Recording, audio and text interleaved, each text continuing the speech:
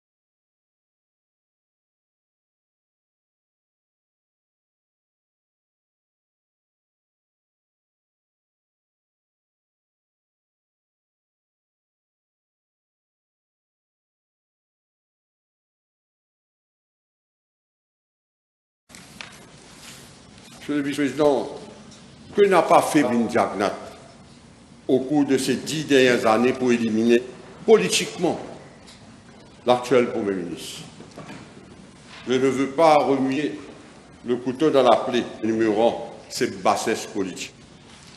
Fort de leurs expériences et en prenant la mesure de l'état catastrophique de notre trésorerie, ce tandem est déterminé plutôt, non pas à rafistoler, mais à redresser l'économie sur le long terme.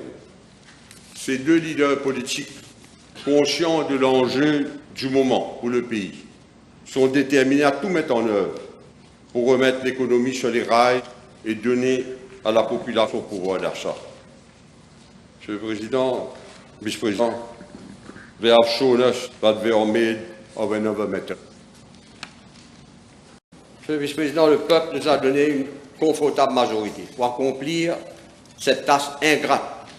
Et le Premier ministre ainsi que le DPM peuvent compter, je le dis, sur le soutien indéfectible des ministres, des unions ministérielles et des députés de la majorité.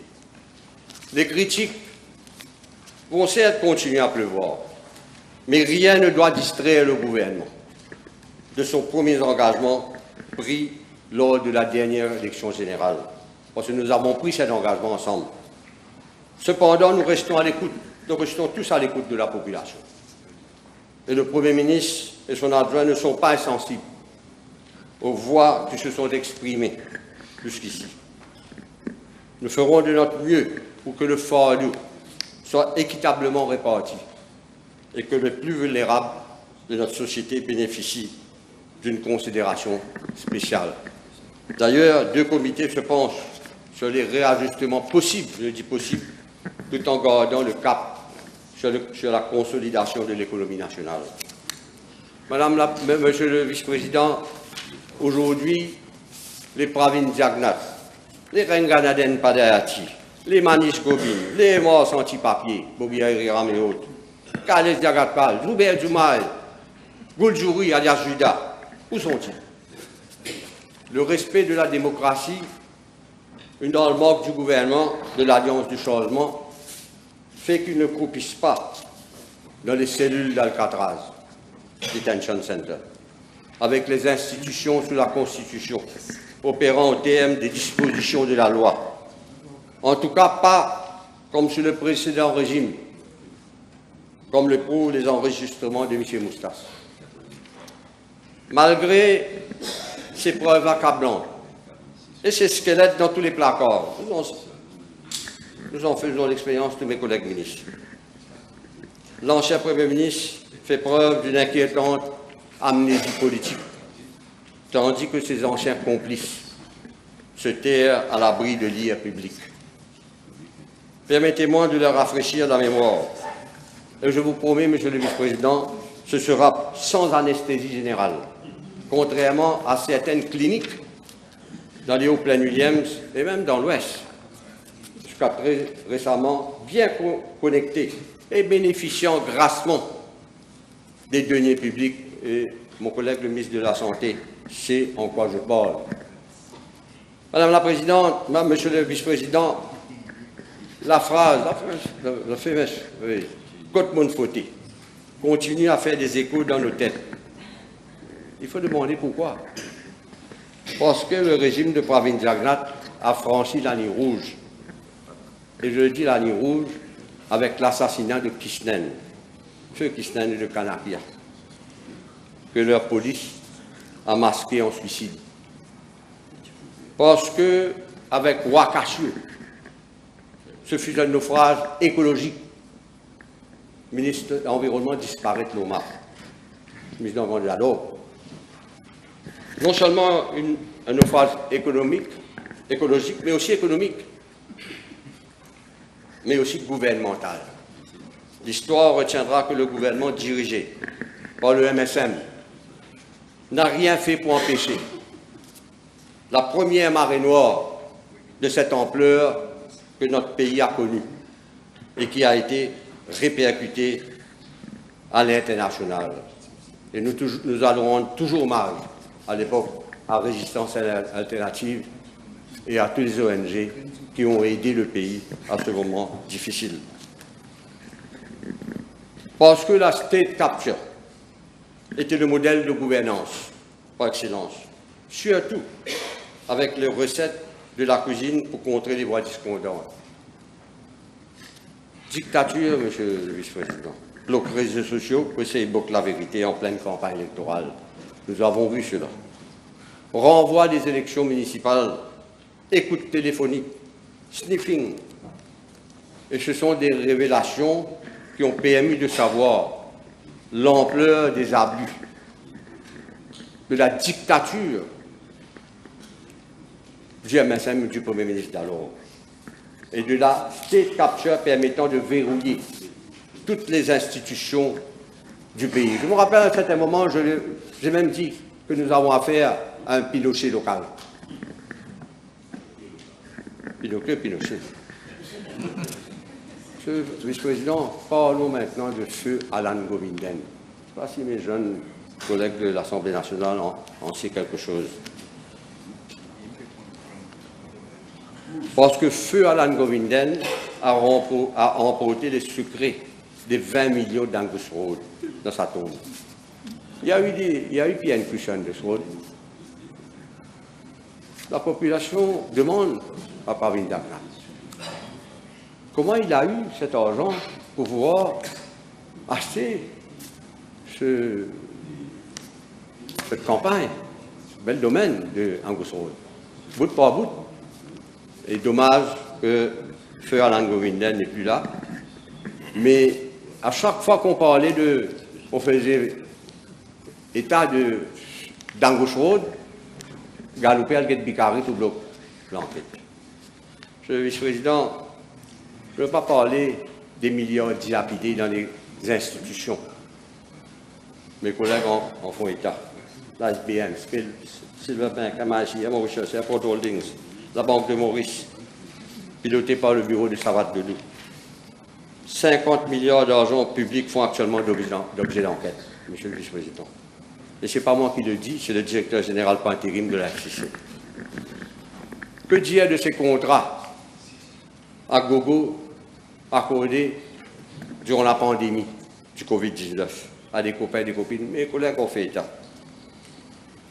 Des terrains, y compris à Gangatalao. Fameuse partie à Gangatalao avec Black Label en compagnie de gens qu'il ne fallait pas être là-bas. Monsieur le vice-président, venons-en à M. Navin Bikam. Je crois moi-même j'ai posé une dizaine de fois des questions parlementaires. Que ce soit question time, que ce soit à l'heure des examens du budget en comité. Jamais le Premier ministre d'alors n'a voulu donner des chiffres. Dire à la population, c'est l'argent public. C'est maintenant que nous savons, grâce au Premier ministre actuel, le salaire mensuel de 525 000 et la moitié payant de l'ordre. Vous savez pourquoi, monsieur le vice-président? Parce qu'il a fait un U-turn au Privy Council dans le scandale de Midpoint. Et nous avons dit pendant la campagne, ce scandale de Midpoint, l'enquête pourrait ouvrir, bien réouvrir, parce que la population veut savoir la vérité sur l'affaire Midpoint. Et ce monsieur a été récompensé en dollars, avec aussi l'arrogance.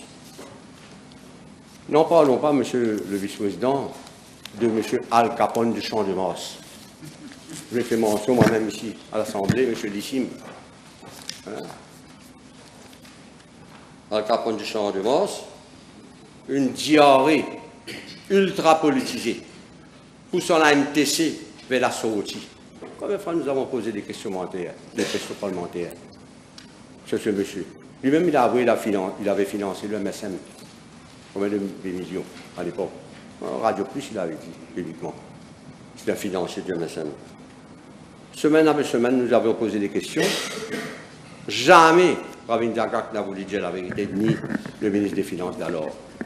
Au lieu de dire la vérité à la population. Semaine après semaine, monsieur le vice-président, le collègue Rousseau-Hérault, cet acharnement contre M. Jean-Michel Jour. Acharnement raciste et communaliste.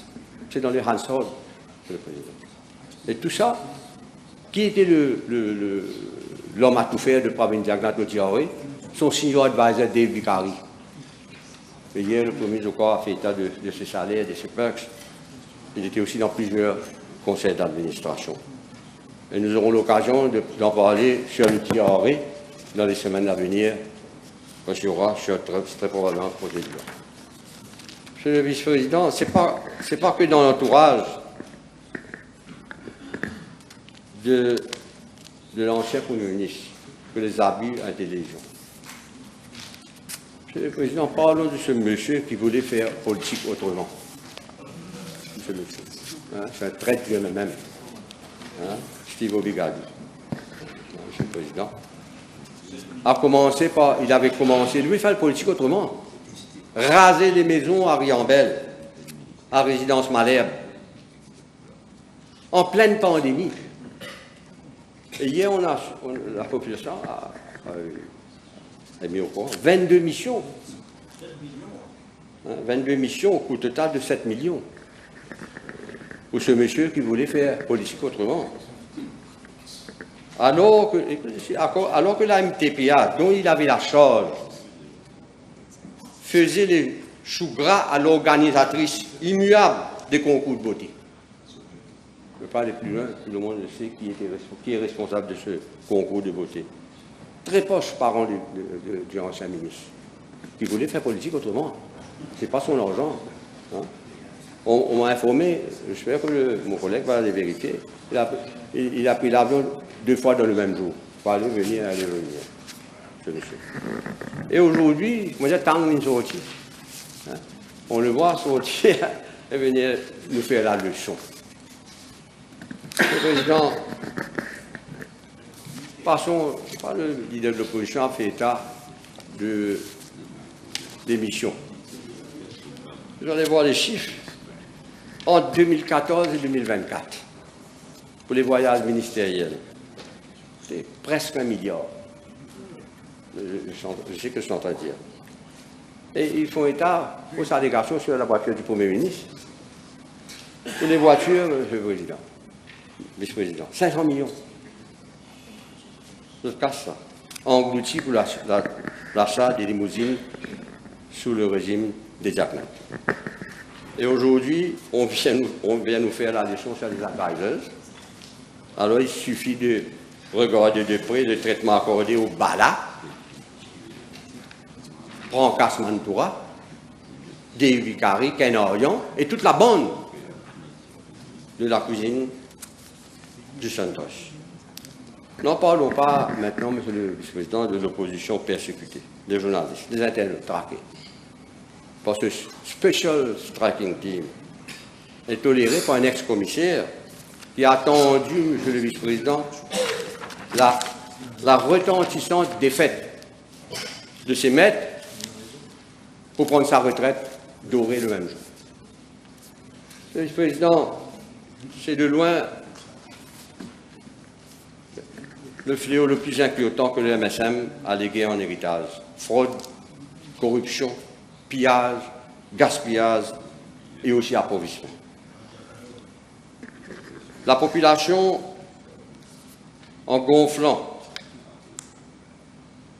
les comptes en banque des ministres et de ses petits copains. Si pendant Covid, je ne trouve rien pour copain, monsieur le vice-président, on peut imaginer ce qui s'est passé en temps normal. La FCC a certainement du plein sur la planche pour les prochaines années. Et la population attend avec impatience des réponses claires, des sanctions exemplaires, et surtout la mise en place d'un système de gouvernance qui protège les caisses de l'État contre de tels abus. Et nous faisons confiance, la population fait confiance au Premier ministre et au Vice-Premier ministre pour leur vision là-dessus. Le peuple veut qu'il y ait des garde-fous efficaces et surtout une plus grande redevabilité des décideurs politiques. Et nous donnons cette garantie en tant que gouvernement. Monsieur le Vice-président, suite à la présentation du budget par le Premier ministre le 5 juin dernier, il y a eu de nombreuses réactions politiques. Il va sans dire que la question du BRP à 65 ans a polarisé toute l'attention, omnibulant ainsi malheureusement les autres mesures budgétaires importantes. Commençons par les acteurs de ces manifestations. Quand il fallait s'y attendre, les syndicats, rightly, se sont mobilisés à bloc, et certaines ONG. Par contre, monsieur le président, par contre, des politiciens missing in action disparaissent ça depuis le 10 novembre. Ça qui partit au radar et des classiers aujourd'hui, monsieur le vice-président. Et non là. D'autres observant de toute évidence le deuil politique. Ils sont en deuil.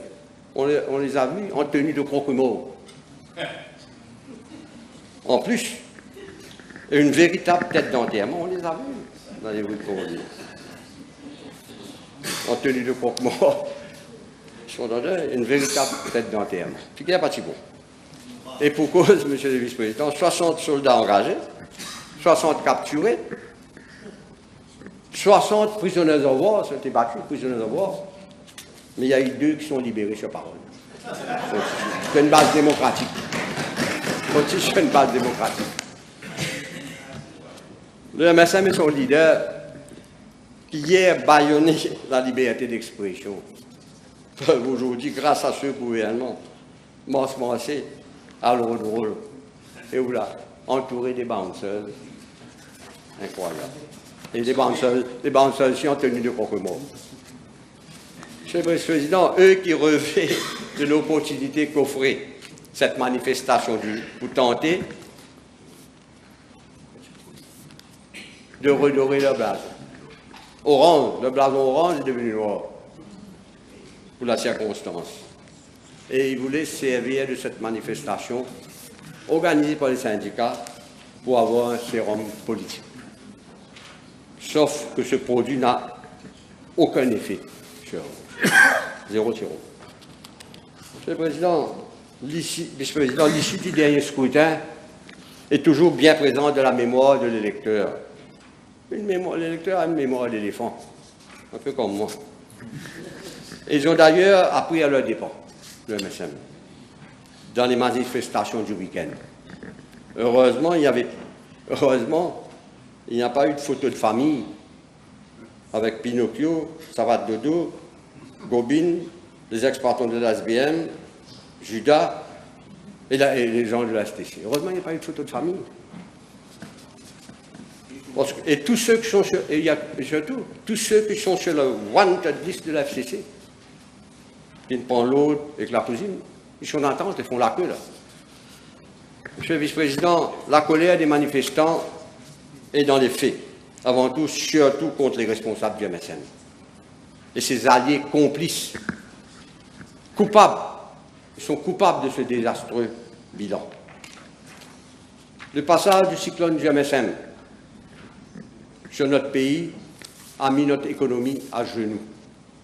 Ceux et celles qui s'expriment ces jours-ci revendiquent les acquis de ceux qui, pour les 10 ans à venir, Monsieur le Vice-président, ce gouvernement veut voir au-delà de cette fenêtre le moyen de long terme, 25 à 30 ans plus.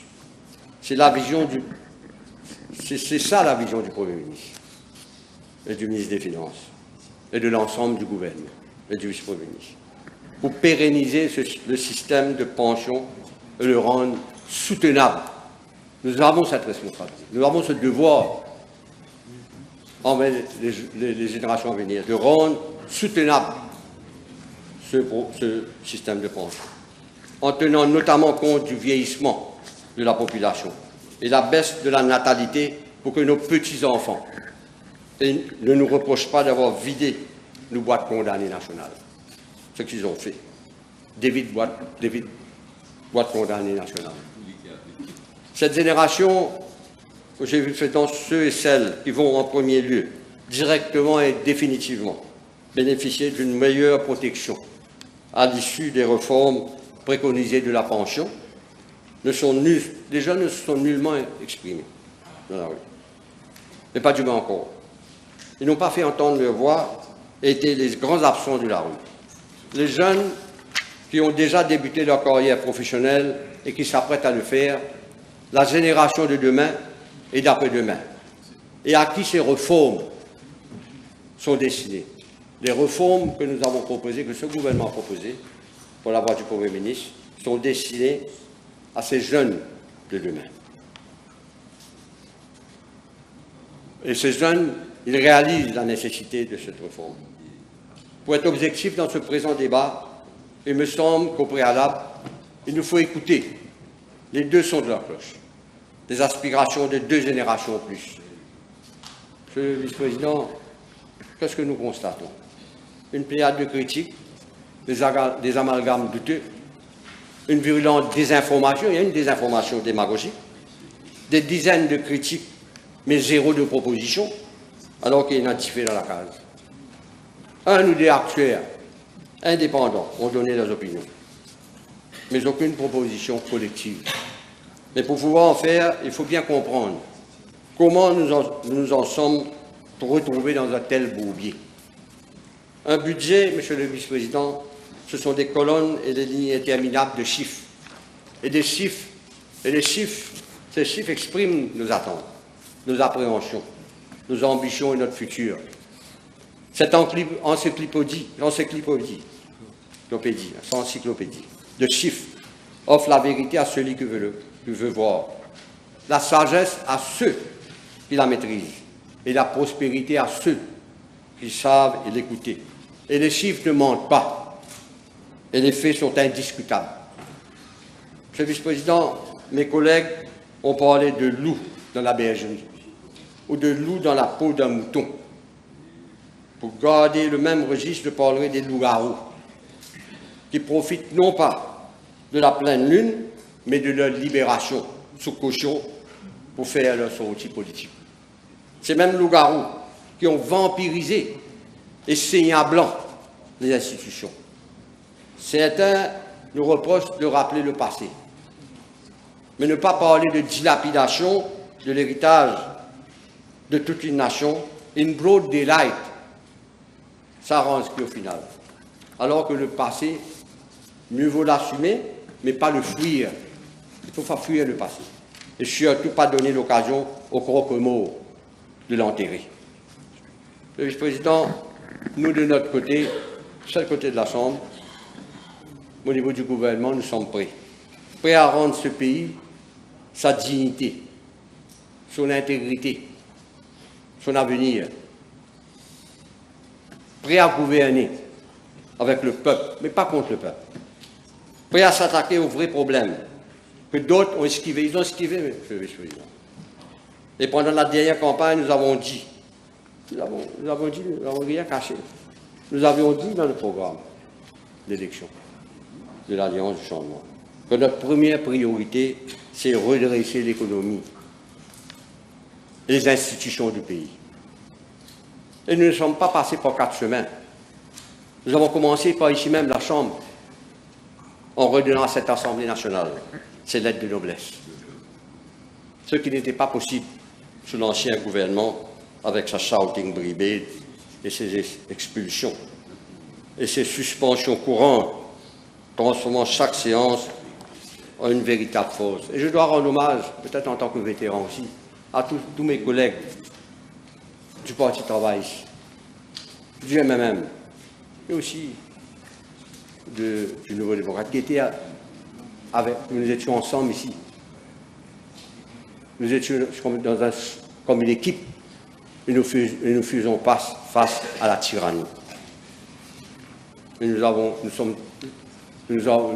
l'avions fait ensemble en équipe. Faire face au MSM. Monsieur le vice-président, alors que nous manquons aujourd'hui la journée mondiale contre la drogue, c'est très important, la journée mondiale contre la drogue, c'est aujourd'hui. J'ai une pensée spéciale pour ces mères et pères de famille dont les enfants sont victimes de la toxicomanie.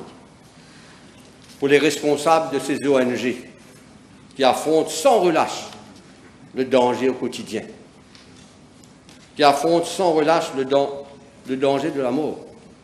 J'ai en tête, Monsieur le Président, je vais toujours le rappeler, feu Père Robert Geoffrey, que j'ai côtoyé moi-même dans les années 80. Sur le terrain, la mort en face. Nous avions combattu ensemble à cette époque, je crois l'héroïne, le brown sugar, et dans des quartiers où de nombreux jeunes étaient sous l'emprise de ce fléau. Mais il est essentiel de se rappeler que le trafic de la drogue est devenu quasiment une industrie à Maurice, grâce aux protections accordées par le MSM de Pravindiatna, au barreau de la drogue. Et je le dis avec tous les sérieux, parce que je suis un homme de terrain. Nous avons vu. Je ne veux pas revenir sur les années précédentes, où certains barreaux de la drogue est ici, présent dans la galerie d'honneur du gouvernement d'Anoulami. Ça, on a vécu tout ça, le président, dans les couloirs de l'Assemblée. Monsieur le vice-président, y a-t-il un crime plus crapuleux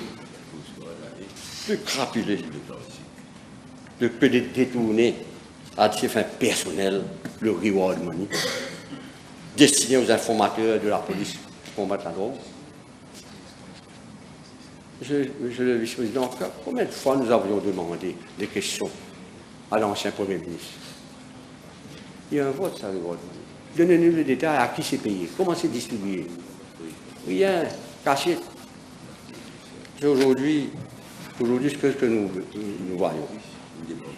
Ce haut gradé, je dis haut gradé, proche de l'ancien Premier ministre Pravin Jagnat, et ces deals Inc.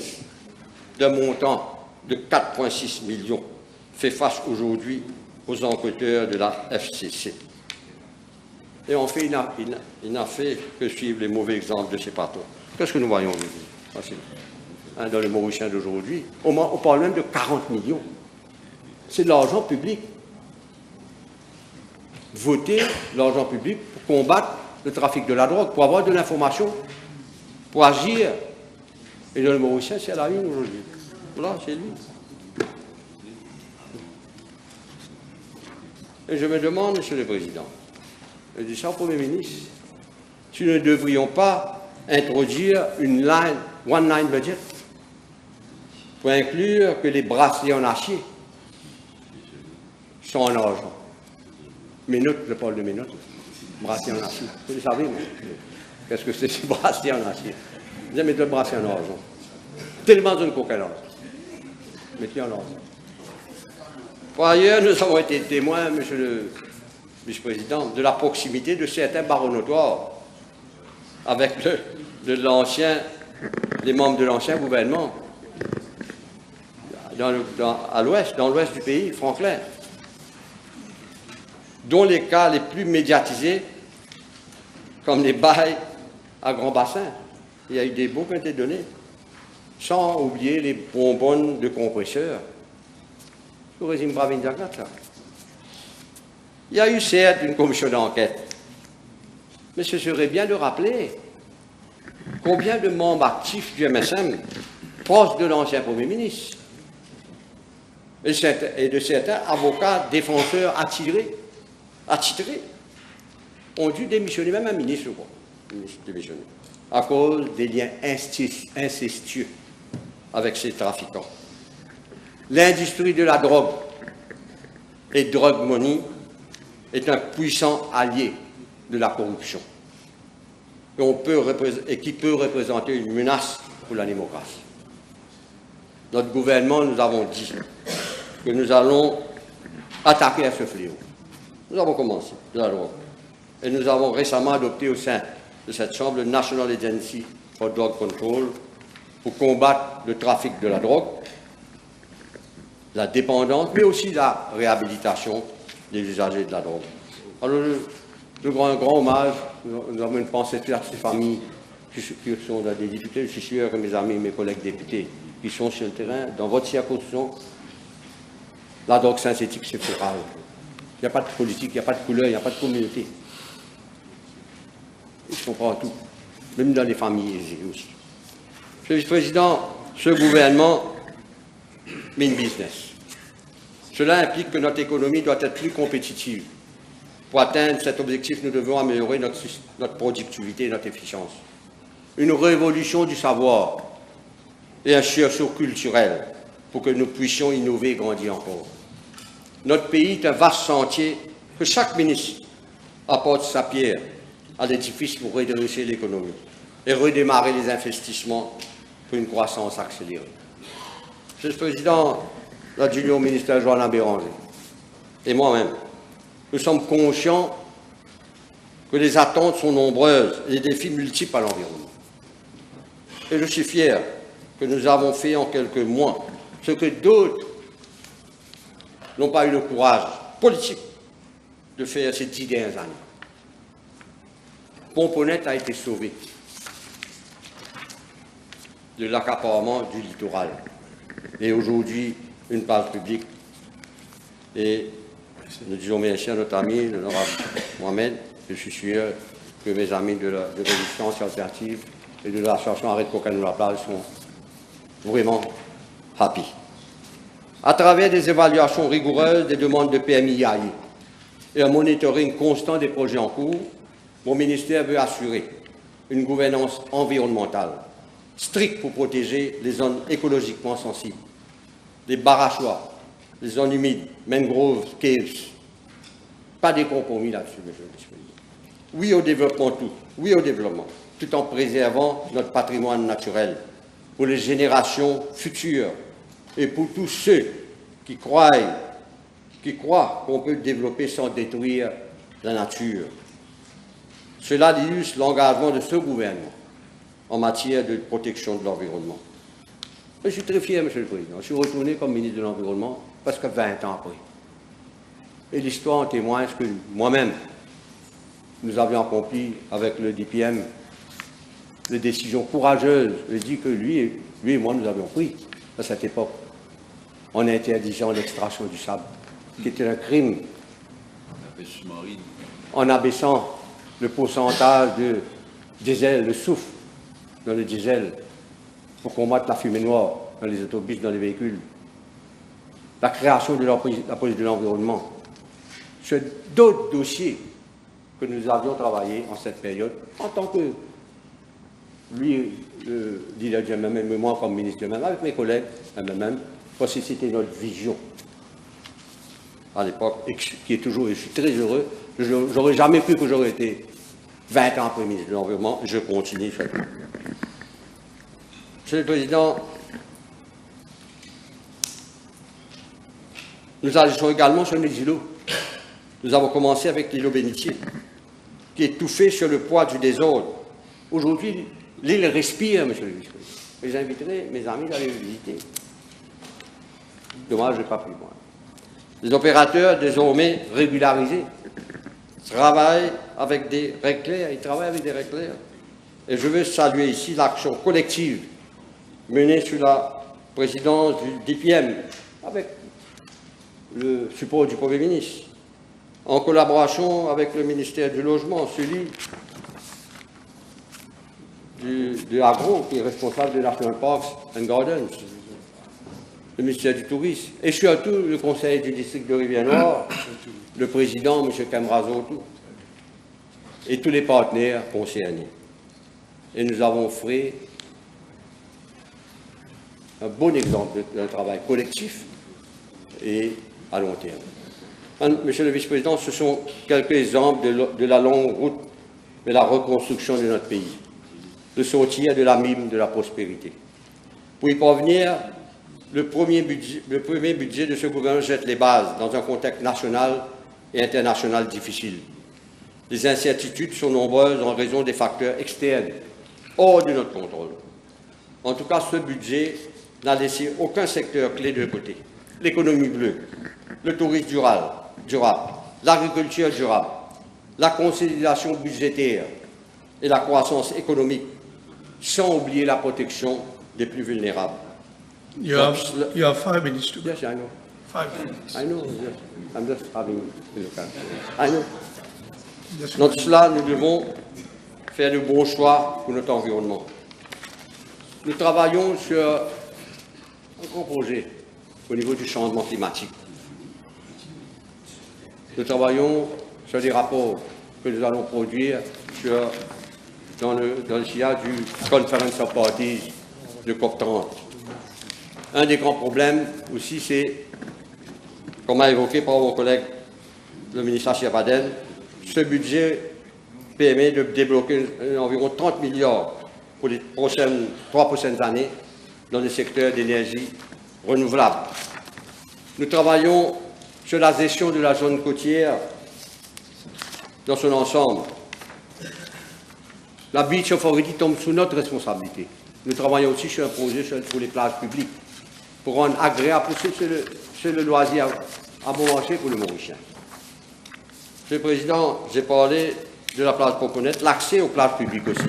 Nous travaillons là-dessus et il y a des projets à Pointe-aux-Feuilles, Petit Sable, Pointe-Diable, Bambou-Veilleux, Ange-Joncé, Providence, sans compter les autres plages publiques dans le littoral. La Beach Authority redoubla son effort pour sensibiliser aussi la population, pour rendre plus propres les plages publiques. Monsieur le Président, aujourd'hui plus que jamais, nous sommes déterminés à restaurer les droits de la nature. Nous allons modifier la Constitution de Maurice afin de mieux protéger les droits fondamentaux, y compris celui à un environnement sain et la révision de la loi sur l'environnement, dont il y a plusieurs lacunes dans ce projet de loi. Sans compter, Monsieur le Président, notre combat permanent avec la police de l'environnement, dont je salue le travail, combattant la pollution sonore et la nuisance des véhicules fumigènes. Monsieur le Président, la pollution plastique, c'est une menace majeure pour la santé des écosystèmes et c'est une priorité pour nous. En 2024, 158 millions de bouteilles PET ont été mises sur le marché. Et pour y remédier, nous travaillons sur une feuille de route vers un pays sans pollution plastique. Et je suis sûr que nous y arriverons à bon port. Hormis le système de consigne avec remboursement, mais aussi sur le principe de responsabilité dans le producteur. Un cadre légal est en préparation. Nous travaillons sur la gestion des déchets, où des milliards sont dépensés.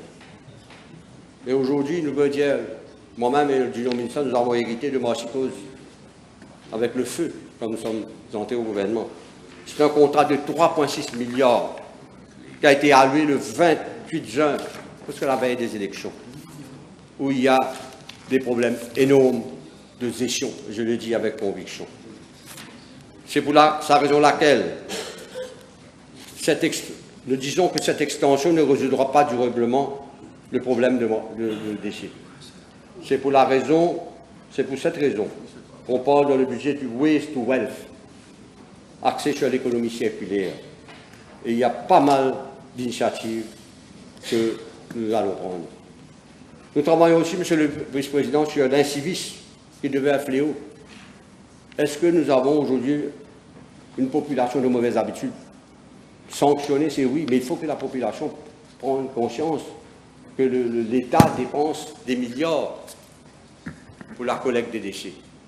Alors, nous allons agir là aussi et nous voulons forger nous voulons que l'île Maurice devienne une nation responsable et consciente de son programme environnemental. Monsieur le Président, il y a pas mal d'initiatives au niveau du ministère et je ne vais pas oublier Maurice Facilities qui tombe sous nous maintenant.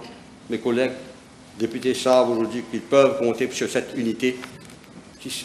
Ces travailleurs travaillent avec courage, bravent le soleil, le mauvais temps, pour entretenir les écoles publiques, les bordures de route et le terrain vague et d'autres espaces publics, je les rends hommage. Pour conclure, Monsieur le Vice-président, le budget 25-26 est bien plus qu'un document comptable. Il s'agit d'un contrat moral avec notre pays, d'un investissement stratégique pour l'avenir de nos enfants, des petits-enfants et d'un engagement politique fort. Nous avons pris l'engagement de redresser l'économie et de remettre les institutions sur les rails de bonne gouvernance. C'est à quoi nous nous sommes attelés depuis novembre dernier. Et la machinerie de l'Alliance du changement tourne à plein régime. Transformons notre économie pour accroître notre résilience et offrir des opportunités à nos jeunes. Retroussons nos marches pour améliorer notre productivité et mettre en marche une économie solidaire. Monsieur le Vice-président, c'est dans la tempête qu'on reconnaît les vrais capitaines. Nous avons à la tête du pays un Premier ministre qui n'a pas froid aux yeux. Et avec le soutien de son adjoint, le DPM, qui tiennent les deux, le gouvernail avec assurance, pour sortir le pays de ses eaux troubles.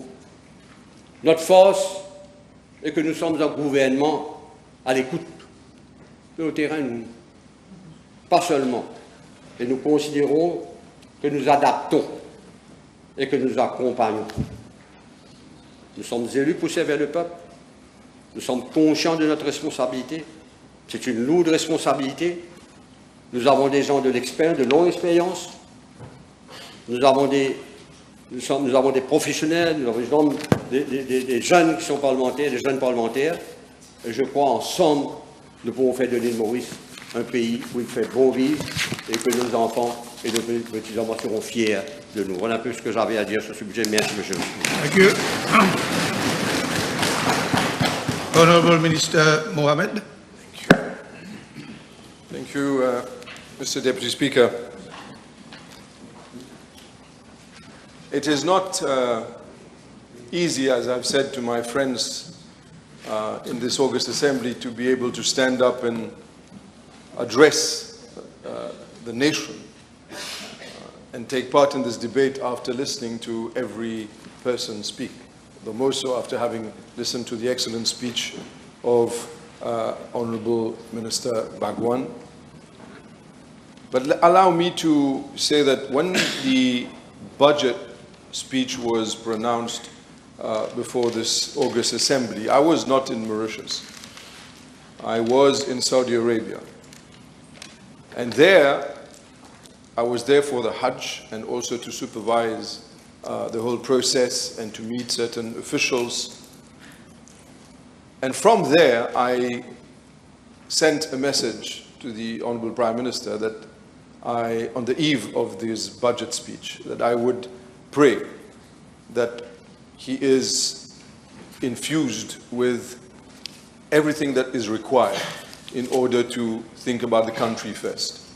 I've heard many speak today and on other days during this budget debate about what are the qualities of a statesman. I have also given some thought to it. I was listening very carefully to the words pronounced by the Prime Minister, Minister of Finance, reading the budget speech. And there's one thing that came to my mind, and let me share it with you today. You see, a statesman, he exactly knows where he wants to take the country, from where it is to where he wants to take it.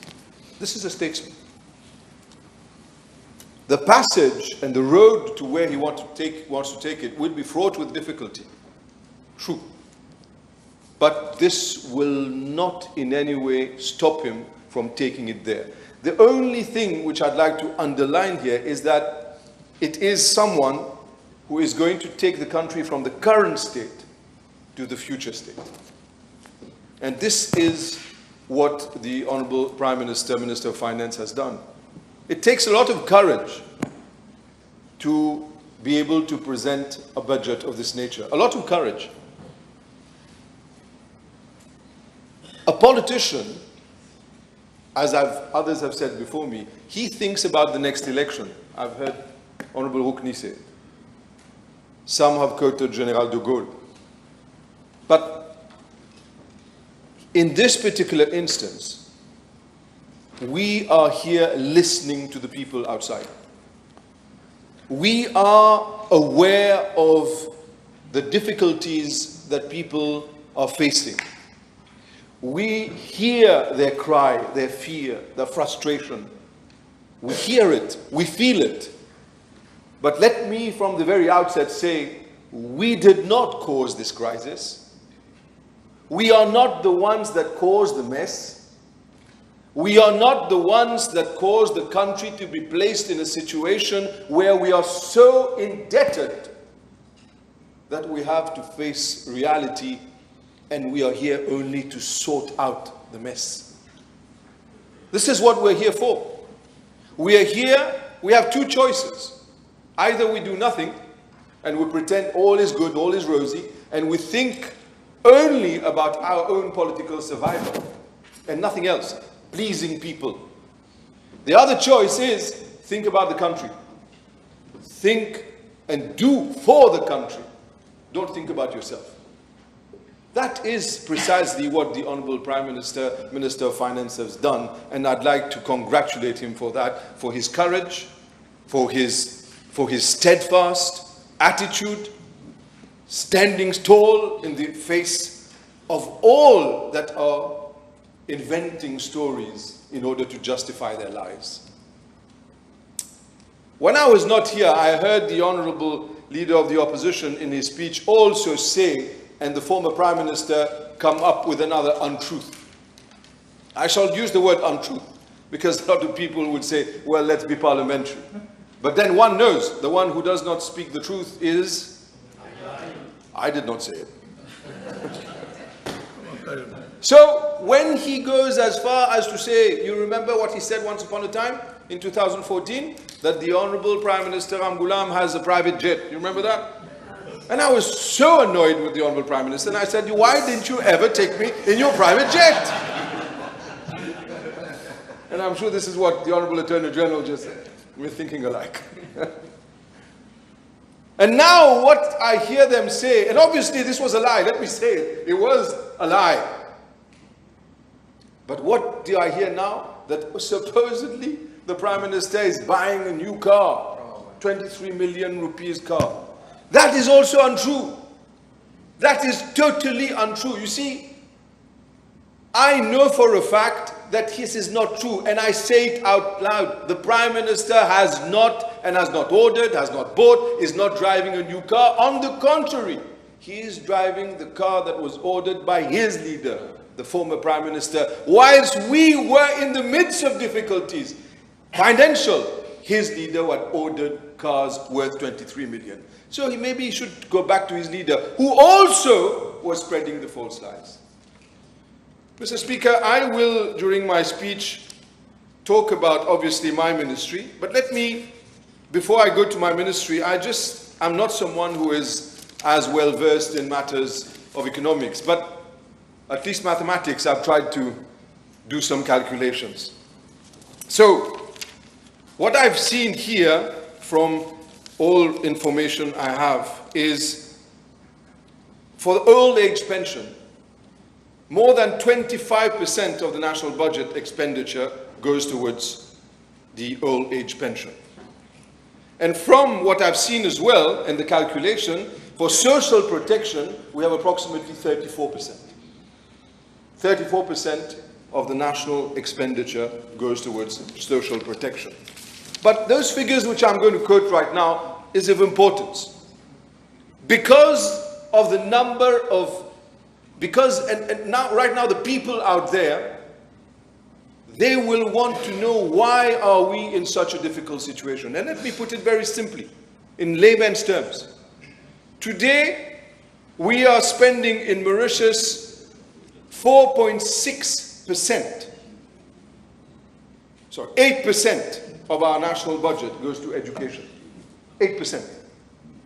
Okay? Honorable Minister of Education looking at me. But in Singapore, 18% is spent of the national budget there is spent on education. 8% in Mauritius, 18% in Singapore. And in South Africa, our neighbor, 20.9% is spent on education. And let me look at the Honorable Minister of Health. In Mauritius, we're spending 7% on health of our national budget.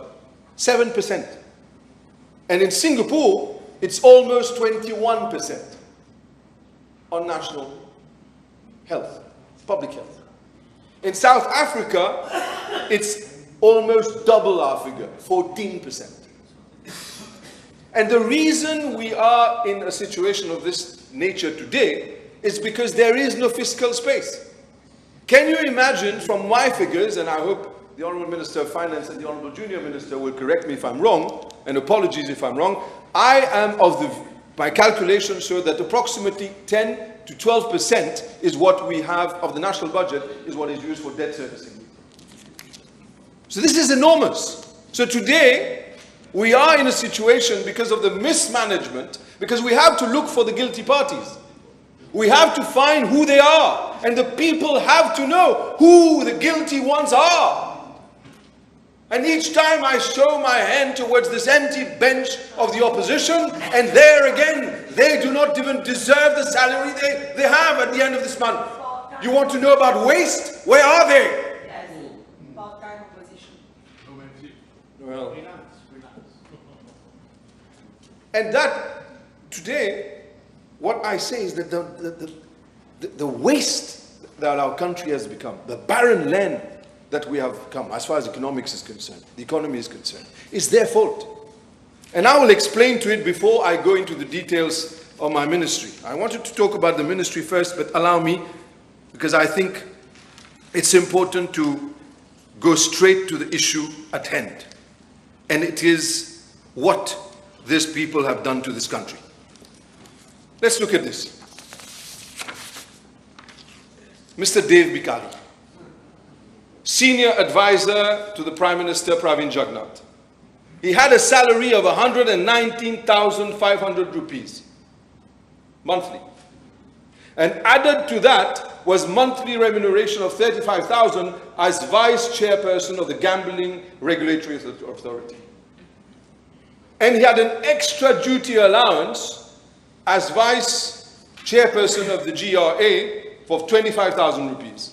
And at the same time, whilst the country was going through serious difficulties of COVID time, that was the time, he was le président des conseils d'administration de Mauritius Duty Free Paradise, Rodrigues Duty Free Paradise, Airport of Rodrigues, Point Coton Resorts Hotel Company Limited, and a board director of Metro Express. All this, I say again, whilst we were suffering financially. So while people were dying, while they were fleecing the people, let's not molnu plus ravir, all the pack and blister scandal, the billions that were being fleeced from the taxpayers, les milliards qui ont été volés pendant que les gens mouraient du Covid, le bon gestionnaire qui était le Premier ministre Jagnnath, voilà ce qu'il faisait dans le dos du peuple. And then today, he has the goal to come and give us lessons with the absent leader of the opposition with his little partner. And not forget that. Today, as Minister of Housing and Land, I end up being told and briefed by the National Housing NHDC and the NSLD. What do we end up with? We end up with claims from companies. Companies, contractors were sending us claims amounting to now, what are they for? Groundbreaking ceremony, stone-laying foundation, events organized for Mr. Obigadou, former DPM, to come to the site, for him to have his photograph taken, for Mr. Jagnnath to come and his ministers have their photo opportunity. 32 million rupees of claim for the publicity for the government then. Et là aussi, ils n'ont livré pas plus de 50 maisons. Et quand je dis 50, je suis généreux. Ils ont oublié qu'il fallait qu'on ait des toilettes qui fonctionnent. Ils ont oublié qu'il fallait des drains. Ils ont oublié qu'il fallait qu'on fasse des travaux off-site aussi pour s'assurer que les sites ne soient pas inondés en période de pluie. Ils ont tout oublié. Mais ce qui importait à M. Obigadou, l'ancien Deputy Prime Minister, c'est de s'assurer qu'il faisait plaisir à la cuisine. Et qu'il avait ses photos dans la presse. Et que tout le monde savait, voilà, il travaillait. Et quand il est entré, on se souvient de lui, il était à la place de M. Lobin. It's not a very good place there, be very careful. And I don't know what you're feeling there, but you know, it's ejectable. And then you have this thick, a lot of files, he came in, you know, and yeah. So this is what he was doing. And what was Mr. Jairaj Sonu, who was the group CEO of NHDC and SLD, earning? He was earning 501,000 rupees monthly. 501,000 rupees monthly. And you think that's all? Oh, no. So the former Deputy Prime Minister approved that salary, and the breakdown was 400,000 rupees in salary, entertainment allowance. I wish I could entertain him now. Free. 15,000. Driver's allowance, 15,000. Traveling and fuel, 40,000. Cash in lieu of company car, 31,500. Benefits, plus 25% gratuity at the end of 12 months. 20 days annual leave, 21 days sick leave, and possibility of encashment if not taken. Mobile phone allowance. 2 business class tickets, aller-retour Maurice Londres annually. And those people are going to come and give us lessons today. And now I say to the people, tous ceux qui sont aujourd'hui, on vous écoute, on entend vos craintes, on entend la frayeur, on entend ce que vous dites sur les pensions et les prestations sociales, on vous entend, Mais il faut chercher ceux qui sont coupables. Nous, on est là simplement pour s'assurer, pour protéger the pension that people have to get. If we are not to act, if the Prime Minister does not act, even those whom we say should get will not get a penny. On est là pour s'assurer que ceux qui obtiennent leur pension, même ceux qui ont obtenu leur pension de vieillesse à l'âge de 60 ans, hier, si le Premier ministre et le ministre des Finances n'agit pas, il ne prend pas des actions décisives, courageuses, même eux, ils n'auront rien à la fin du mois. So in order to protect the existing pension, we have to act. In order to wipe the mess, we have to act. In order to protect this country, we have to act. We choose the difficult path. We do not choose the path that is easy, because the easy path leads to damnation. The easy path leads to an échec total for the country, and we do not want this. So, let me, since I'm talking about that, I'll go further.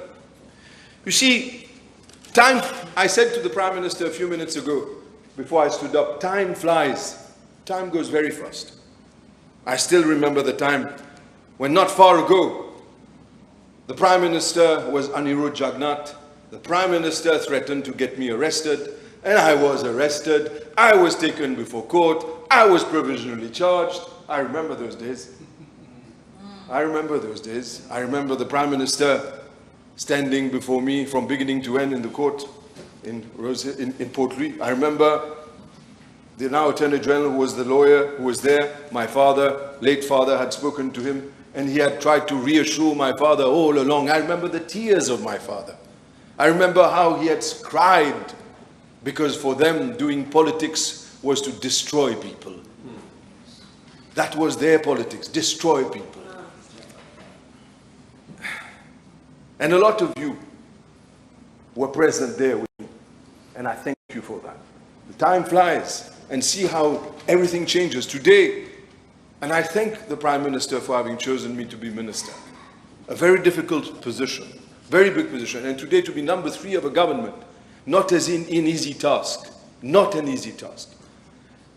Time flies, things change. So that's why I have to go back in history.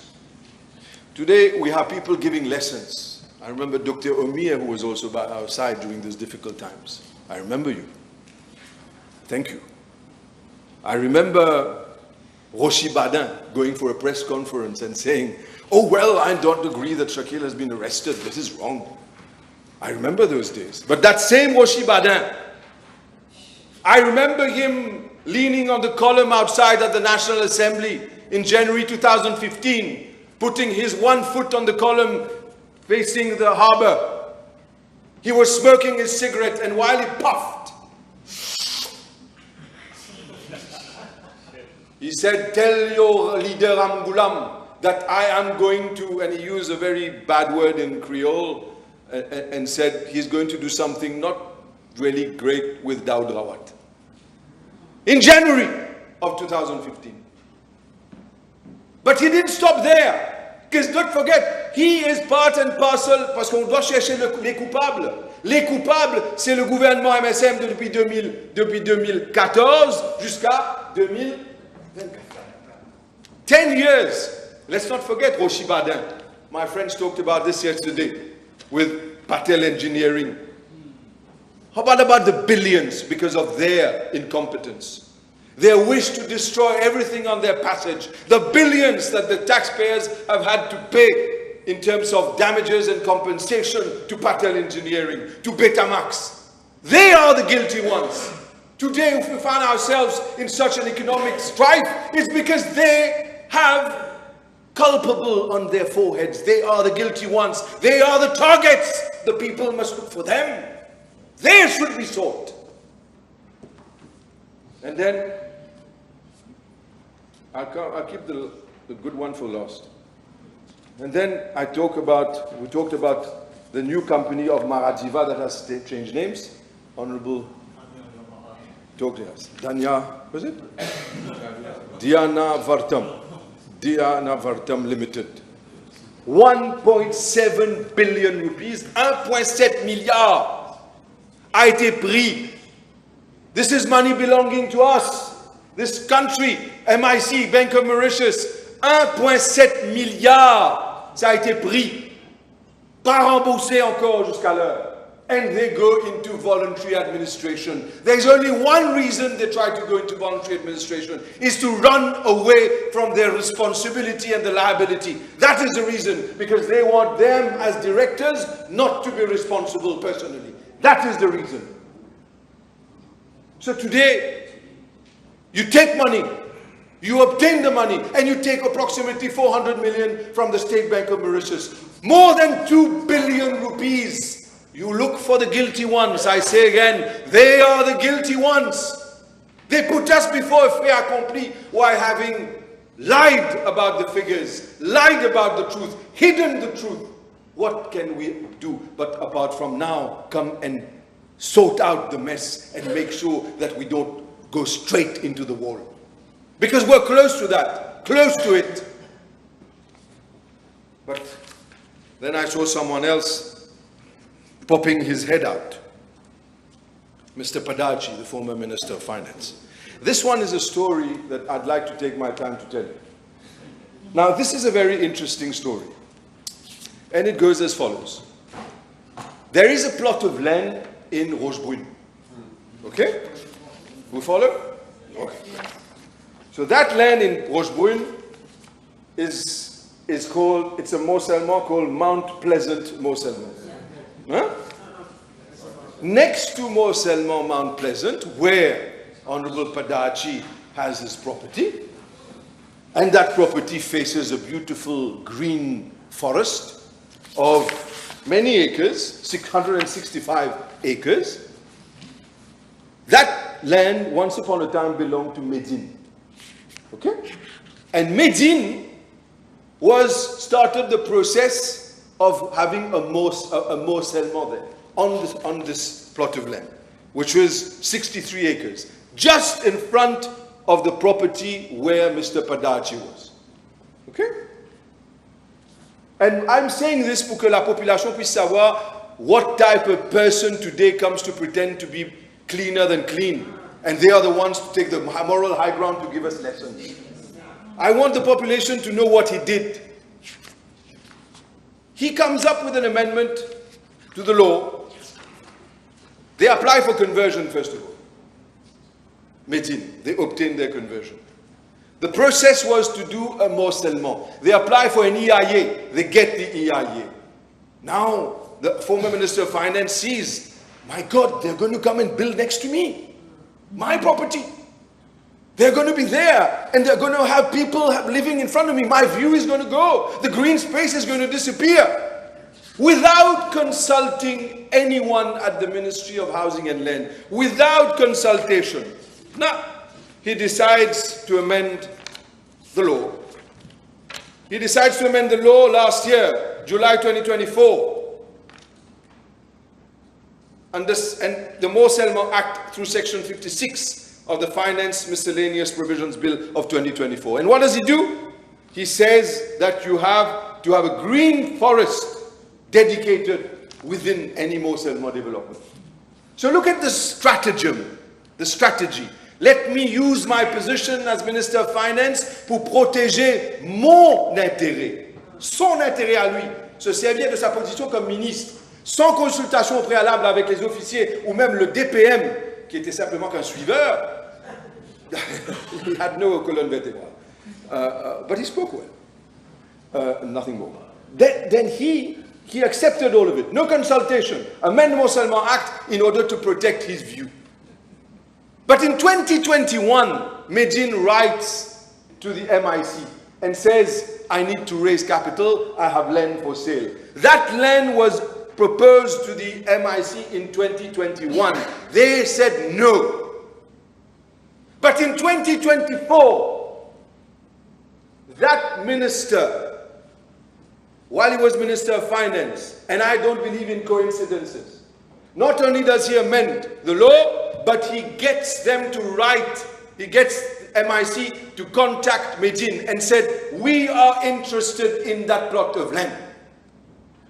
And bizarre, a land that was valued at approximately 600 million in 2021 by Medin themselves, was bought by the MIC while Mr. Padachi was Minister of Finance, the very land where his view was going to be blocked, the very land where the Mont Selman was going to be carried out there, built. It was sold for 875 million rupees. So he paid himself the most expensive garden in the world. A garden worth 875 million to ensure that there was no construction, no more Selman there next to him. And the agreement that the Medin had with the person, the company going to do the Mont Selman, was brought to an end purely and simply. The documents are in my possession, and I can confirm that I will be communicating it to the Honorable Prime Minister, because this is unacceptable. And when I look at the resolution of Medin, it says, and it says here, an interest has been received from the MIC in May 2024. Not them contacting the MIC. MIC contacts them. We are interested for a Rochebrune site for a potential agri-tech. Check out the words, agri-tech project. Still nothing. Still nothing. And today, there is worse than that. There is worse than that. I have the map of where his land is. I have the map. Because next to it, it's worse now. I'm going to tell you why. There is a property there built by the NSLD. Okay? On Rochebrune Avenue. Okay? The entry and exit onto that property built by NSLD was on Rochebrune Avenue. But the problem is that road leading Rochebrune Avenue also led to his residence or to his property. And he did not want people from NSLD to use that same road as his. So what does he do? He carries out site visits there, walks with people from Ministry of Housing and Land, shows them and says that they have to stop that. So what he does, he forces the Ministry of Housing and Land, the NSLD, to spend money by building a new road altogether for the inhabitants of the NSLD, not to pollute his environment. You see, what is shocking, Mr. Deputy Speaker, says that this is someone who wears Savat Dodo slippers. But those slippers must be worth the hell of a lot, at least, because the arrogance that this person has shown for the people of the NSLD there, you know what? There is land belonging to the state more there. Now that the MIC owns the land, I'm going to maybe ask the Ministry of Finance and the MIC to give it to me for another social housing project as his neighbors. Because what is this? You mean to say that people have no right to come and live there? You have to, and what did he spend? I have the figures. Just to move the road and for them not to use the road he uses. They blocked the road at one point during construction with bollards illegally, and more than 36 million rupees spent on a new road altogether by NSLD. And who has to pocket that? Who has to pay for it? Taxpayers. Alors si les gens doivent commencer à comprendre pourquoi alors on se retrouve dans cette situation, c'est précisément, c'est parce qu'on a eu des dirigeants qui n'ont pas dirigé, mais ont vécu comme des gargantuas qui ne peuvent même pas digérer. On ne peut pas diriger, je ne peux pas digérer ce qu'ils ont fait. Ils ont tout bouffé. Ils ont tout avalé. Ils ont pris ce qui n'était pas à eux. Imaginez maintenant, Monsieur le Vice-président, si quelqu'un peut se servir de sa position à la tête de l'État pour pouvoir servir l'argent qui ne lui appartient pas pour influencer l'achat à 875 millions, mais ce là ressemble étrangement au prêt que la famille de l'ancien Premier ministre eux-mêmes ont obtenu à travers la State Bank et la MIC. So imagine now, where do we start? Where do we start putting order? But in the meantime, the Honorable Prime Minister has had to face the music. because it is not something that he wrote, it is not something he planned. We expect as an opposition to come ici à l'Assemblée nationale, quand on gagne les élections, on s'attend que les chiffres sont les chiffres vrais. On ne s'attend pas à ce que le gouvernement sortant va nous mentir à propos des chiffres, à propos des statistiques. We don't expect that. So this is the truth. So, Mr. Speaker, now at the level of the NHDC, let me talk about the NHDC now. I've explained to you what it was, and I've had to put order there. But before I go to the NHDC, let me say that at the level of my ministry, there is 1.9 billion rupees that is owed in terms of arrears by those who are on campement sites and industrial sites, industrial leases. 1.997,726 and 491 owed. Why? Because the previous government had amended the law in order to make it possible for people who did not want to pay, en guillemets, or had difficulties, plutôt en guillemets, during COVID time, to ask for time to pay and delaying tactic not to pay. And this is something that the law must be reviewed. We cannot continue having people on state land owing money in terms of leases, but at the same time making money, declaring dividends, and enjoying the fruits of the Republic, the land of the Republic. We can't do that. So I must say that we have tackled this and people have started to understand. Companies have started to understand that we are not joking with this. They will pay and are paying. Now, with regards to the two pieces of legislation, which is the Town and Country Planning Act of 1954 and the partly proclaimed Planning and Development Act of 2004. There is the need, Mr. Deputy Speaker, sir, to have a consolidated and modern legal framework for land use planning that would support government's commitment to modernizing the legal frameworks to manage land resources more efficiently. Now, we have asked and we have obtained consultancy services in view of drafting a consolidated and modern legal framework for land use planning in Mauritius, and we have obtained some funds to start the process from this particular budget. We have also the National Land Development Strategy. At our meeting on the 23rd of December 2022, the government had decided to incorporate the recommendations made in the report, Master Plan of the Land Drainage Authority.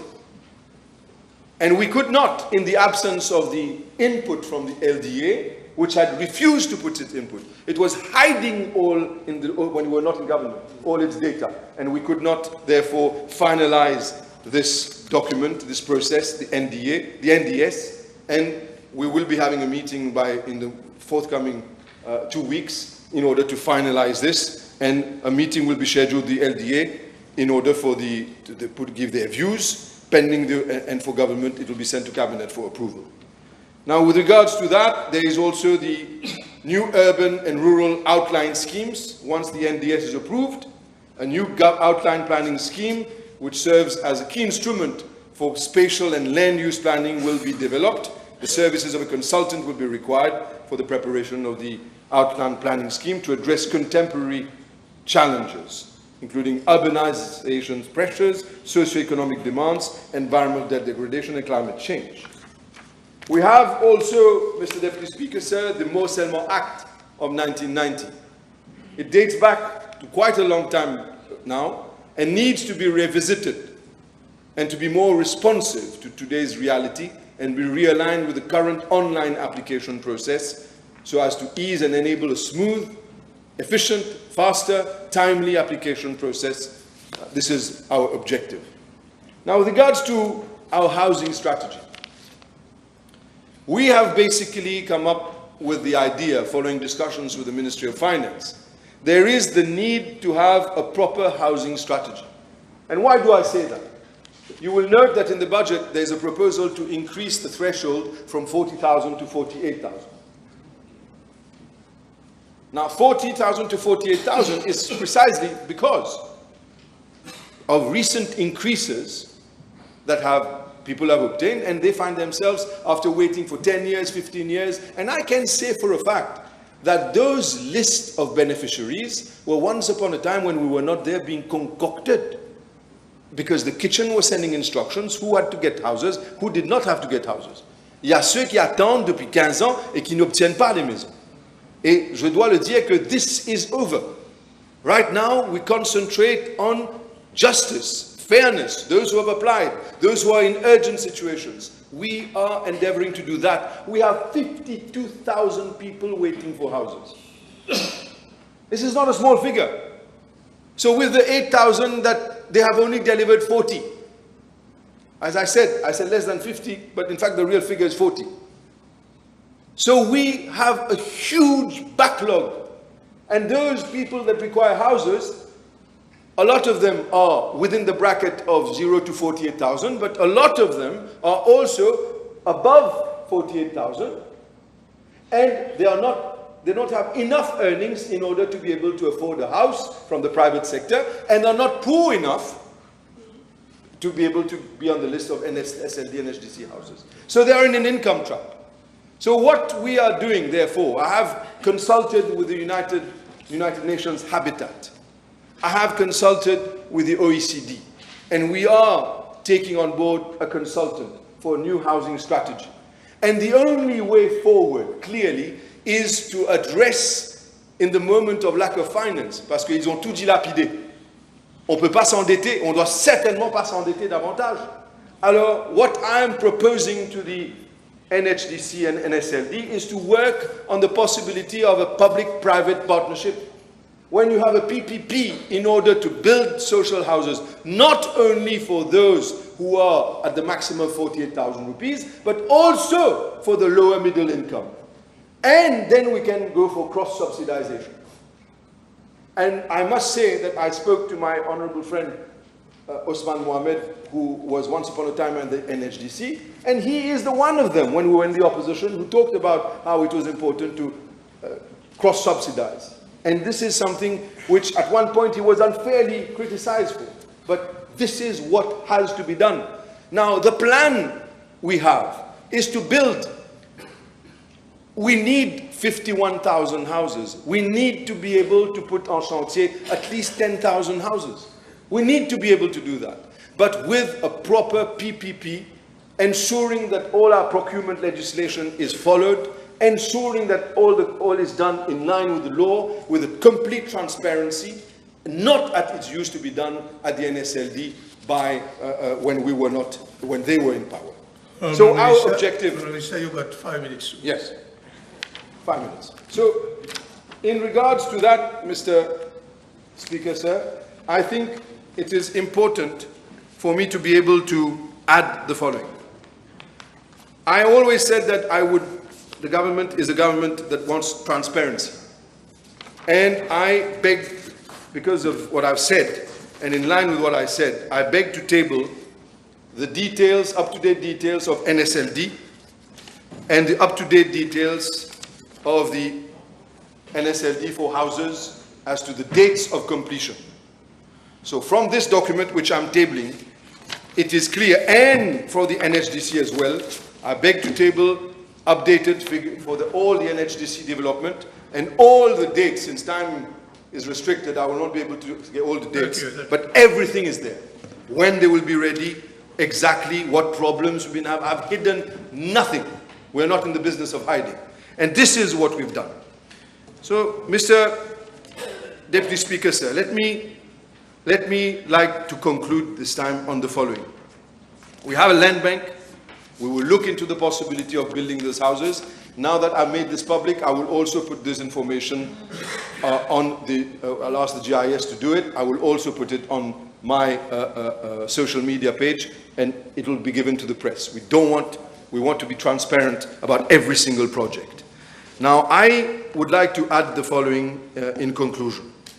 You know, Mr. Deputy Speaker, sir, no one chooses voluntarily when you're in politics. You don't walk into a situation voluntarily and say, let me do something to make myself unpopular. We don't do that.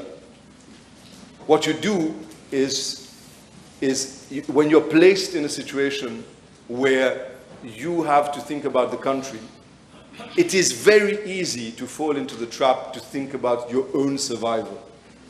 That's the easy way out. And if you choose that, then you will have short-term gain. But the country will be totally found in a disastrous situation. So I must say is the following. When, for instance, my honorable friend Bagwan talked about the Îlot Bénitier, on a smaller scale, when I saw the situation there, when it was brought to my attention by Cabinet, by the Honorable Deputy Prime Minister, by Honorable Minister of Environment, the Junior Minister Fabrice David as well, who was there, Richard Duval, Arvin Boulel, when they brought this to my attention, I decided that I followed what Cabinet had decided, clean it up. But the reason we wanted to clean it up was for what? For it to be in a better state. In whose interest? For the posterity, for children to come, and for those who were trading there. What was not said? I was insulted, I was told that supposedly I wanted to give it to private operators. I was told supposedly I was going to bring people from my constituency to work there. But this did not deter us from what we believed was right. And today, when we look at Îlot Bénitier, it shows that when we put our minds together to do something for the good of the people, we can succeed. So I'd like, in the last 30 seconds that's left, if I may, say that I have not forgotten those of my constituency. I thank them for their confiance that they have shown in me. 4th time in a row elected in constituency number 3. And it is my 5th mandate. I must say that I was astounded to see that in my constituency, no single house has been built by the NHDC, by the MSM government or NSM. Not a single house. And I'm pleased to announce that we have gone to Beji-Tombo, that Beji-Tombo now forms part of our constituency. We have land there that was just laying idle. We have put up a project there. The members of Parliament, Honorable Juman and Honorable Minister Amiamia, together with myself and officers of the NHDC, we have gone there. We have already started a project for constituency number 3, and we are providing houses. The first place is in Beji-Tombo. That is a promise we made during the campaign, and we're keeping that promise. Second place, we're going to keep the promise. Because why I'm concentrating on that constituency, first reason, because it's mine. And secondly, because nothing was done there for 10 years. And number 2 as well, nothing was done for 10 years. So, no, for you it's being done. For you it's being done. So, what I can tell you is that land has been found. Que ce soit la route militaire, we're trying to explore the possibility of constructing. Que ce soit la route abattoir, we're exploring the possibility to build. Que ce soit aussi à Rochebois, where there is the plan to eventually move the transfer station, hopefully, and we will have space there in order to build. So we will not forget those who have been ignored for the past 10 years. So let me conclude now, really, and say, I am very proud to be learning at all ages. You learn at all ages. L'instinct te demande de choisir la facilité. Et c'est pas évident de choisir the hard way when you know it's for the good of the country. And when you are next to the Prime Minister, the Deputy Prime Minister, and colleagues from Cabinet, when you make a decision in the interest of the people, we know that the country will come out of it greater. And let us all realize one thing, that those people who have done us harm, those people who have destroyed the economy, those people who have filled their pockets with money not belonging to them, we will hunt them down. They will have to pay. Justice will prevail. Let us not forget that. We will ensure that you are not forgotten and that you do not hide under a stone or a hole somewhere. We will remove the stone. We will dig you up, and you will have to pay the consequences of the crime that you have done to this country. Thank you very much. So shall we break for tea now? Yes. So we'll be back at 5:15? 5:15? No. It's it. 5:15. So we'll resume at 5:15. Thank you.